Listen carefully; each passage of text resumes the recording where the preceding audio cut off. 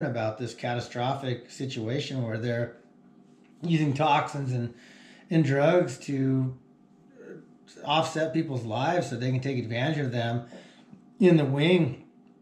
I have found the attorneys that are doing it. This is a revolving door set of attorneys. It's Quackenbush, Henderson, Nyquist, um, Lambert, Linda Lamone.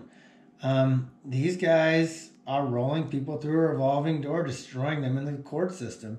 And if anyone like me comes in to complain, here's these guys in the FBI building. They're supposed to be the security guys and helping the public. They're literally running a racket and having a guy come down. He's a facilities manager and not an FBI agent. I had the same thing happen at an Albuquerque FBI headquarters as well. Um, this is serious corruption at this point in our country. If you look around and how easy that really would be to just have law enforcement guys or military guys apply for these jobs, but literally they're running cover up on people that are being framed and set up and destroyed. And this isn't a conspiracy theory type thing. This is targeting people with assets and researching them and finding what they're worth and what their vulnerabilities are and finding out if their spouse has any dirt on them or how they can create dirt by getting a spouse to make a mistake so they can then collude with that spouse. Um, I'm dealing with the psychological center, the Providence Medical Center. This guy named Matthew Wadsworth, literally FLDS guy, the CFO or the COO of the hospital, Jeremy O'Neill. Yeah, administrator. I mean, these people set me up. They set up my family. They literally hurt my children. These guys aren't here to help anybody. They're here to with an agenda for some sort of takeover, letting people come into the town and take your job, your life, your wife, everything. The track record is there. You can't ignore what they've done. Their bodies are there. The mortgages are there. The frozen pipes, the construction loans, the people that came in and replaced the people that got offset or destroyed or murdered are moved into the town. And literally the one thing they all have in common is they all have the big F. They're fundamentalist type Christians. They're not exactly the Christian that believes in healthy society. They're the type of Christian fundamentalist that believes in capitalizing on everything they possibly can.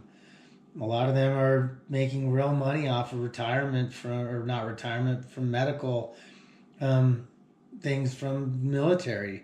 Many of them are military or retired law enforcement or literally are law enforcement and working within. So we had you had Matt Wadsworth, who never assessed you or anything, basically purportedly suggest to your wife to serve a DV with no history and kind of look like that may be a manipulative mechanism to get leverage on controlling the situation. Yeah, and I got to kind of bring it back on what happened in my life. I run a heli ski business, the longest running heli ski business in Alaska. And my wife and this guy, Paul Moore, they realized that I was a great entrance into the industry, into very wealthy communities, into a very wealthy realty market, very wealthy corporate situation. So they jumped into my life and they started targeting people in my contact database. And then they had various guides and people that they knew that could generate or develop relationships with my customers. And they went off to move into Tyree, Colorado, Jackson Hole, Wyoming, Wilson, Wyoming, Lake Tahoe, Cottonwood Heights, Utah, Alta, Utah, Park City, Utah. This is them getting their first gig selling a house to one of my clients. It's generally a second home that these people are buying. And they're just brilliant. They know how to do identity theft, mortgage through Wells Fargo. We found them in Wilson, Wyoming. We found them in Valdez, Alaska. We found them in New Mexico. And what they do is they take advantage of people and they target people and they cause disruption in people's lives using toxins and drugs. And so these amazing people go and buy this $5 million home in Wilson, Wyoming, and They're living their life beautifully, and then all of a sudden, one of the spouses comes down with cancer, or gets rodeoed into some sort of misappropriate relationship behind the other's back, and they get messed up.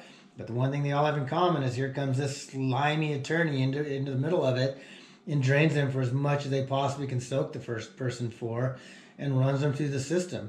At the end of the day, generally the house has to get sold because of the divorce, or one person ends up with the home, and that person's in the game. If that person's somebody they can lure into the pyramid pool investment scheme, then I could be the winner of the divorce and just keep pulling mortgages every 3 years on my home and invest it into the pyramid. Let's just circle back real quick, though, to Jeremy O'Neill, who's now the mayor of Valdez.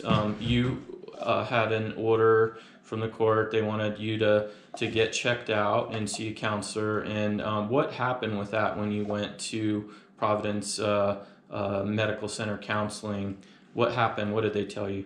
I mean, Jeremy O'Neill and this guy Matt Wadsworth, they set me up right from the get-go. I was actually in Colorado on a two and a half week promotional tour trade show event that I had done annually for a number of years, and they literally colluded with my wife, helping Jeremy actually helped cook my tax return, and helped smudge and cook my QuickBooks with my wife and my fraudulent employee Carissa Basic friend. Before I got back, I had been served a DV. All I did was realize there was 4 insurance frauds in my life that my wife perpetrated. 2002, they damaged a helicopter. Spencer Wheatley bought a home when he was collecting unemployment on me after the return on the money came back about a year, 2 years afterward. 2007, a helicopter got damaged.